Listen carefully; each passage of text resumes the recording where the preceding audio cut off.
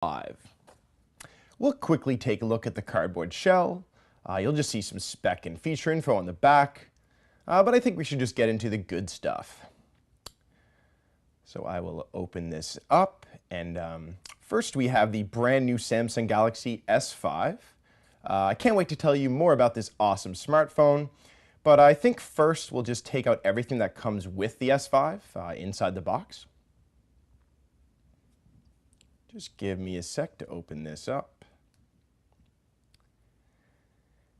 And first we have the quick start guide, which you don't need. Just give us a call or head to our help desk and we can help you out with everything you'll need.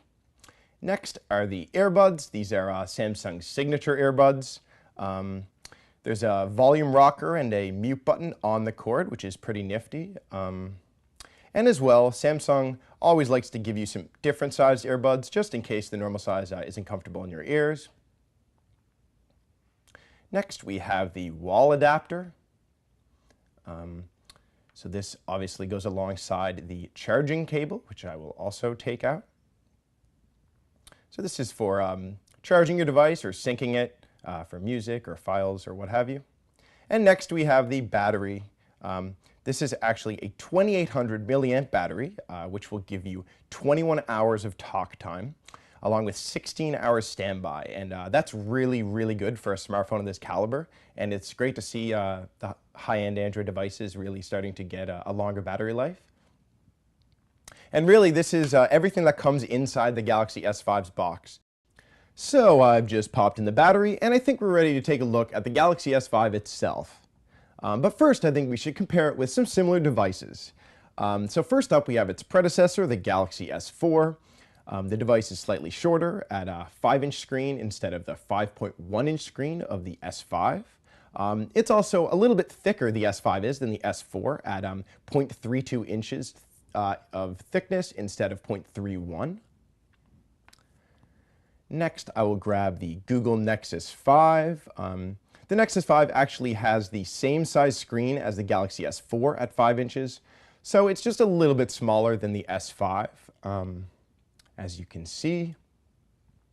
And as well, similar side by side, the Nexus 5 is just a bit thicker at 0.34 inches. So next up, we have the HTC One M7, which is the first generation of HTC One, not the brand new device. The HTC One screen is only 4.7 inches, and while it might look closer in size than that, it's just because the device has pretty wide black bezels on the side of the device, along with physical buttons on the bottom. And it's actually significantly thicker at 0.37 inches. And lastly, we have the iPhone 5. So this device obviously looks absolutely tiny in comparison to the S5. The screen size is only 4 inches, but actually, in terms of thickness, it's pretty interesting. The iPhone 5 is thinner than the S5 at 0.30 inches. So that's pretty interesting to note.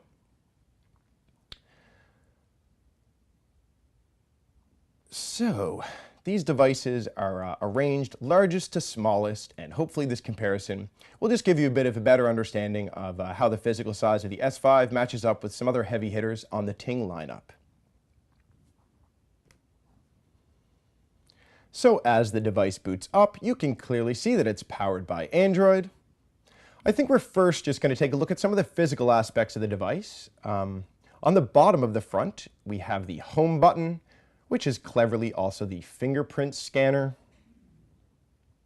At the top of the front is a 2.1 megapixel camera for video chatting and selfies. On the top of the device, we have a headphone jack, along with an IR button. And the very bottom holds the USB 3.0 port, which has a waterproof cover on top. It's pretty hard to open, so I'm actually going to use a SIM card ejector to help me out. But this really is one of the coolest features about the S5, and that's that it's fully waterproof for 30 minutes in up to 1 meter of water. And in terms of charging, you can actually still use a regular micro USB cable on the right side, or you can use the USB 3.0 that will come with your device, which actually will be faster. But obviously remember that before you teeter on the edge of a pool or head outside in a hurricane, make sure that bottom port is completely closed. The auxiliary port, however, does not need to be covered. Samsung has actually added a coating inside to keep your S5 waterproof. Next, I'll show you the physical buttons. On the right side is the power, aka sleep button. On the left side is the volume rocker, very standard. We'll flip it over, and really the first thing you'll notice about the back is that it's very textured with mini dots. It's kind of leather-like, kind of feels similar to the first generation Nexus 7. The rear camera is a 16 megapixel beast, which can actually shoot 4K resolution video. You actually can't even watch that on your device, but there is certain TVs that do support that resolution. And just below the camera is the flash, along with the heart rate monitor, which works with Samsung's S Health app. That's a new feature of the S5. And I guess the back in general really does feel leather-like. It's grippy and it's nice, but unfortunately it is kind of flimsy. I will take it off for you now. I know a lot of people actually do like this because a plastic back can't easily smash, but at the same time, obviously, it makes your device maybe feel or look a little cheaper than, say, an HTC One or iPhone. But I know it has its benefits, and a lot of people do like it.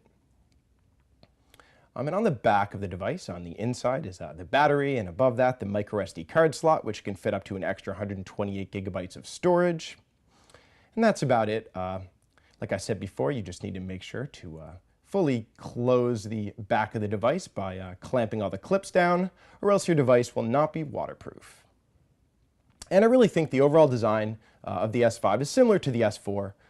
In terms of physical appearance, the only real difference is the textured back, obviously alongside with it being fully waterproof, which is pretty cool. But yeah, that's about it. So the Galaxy S5 is booted up.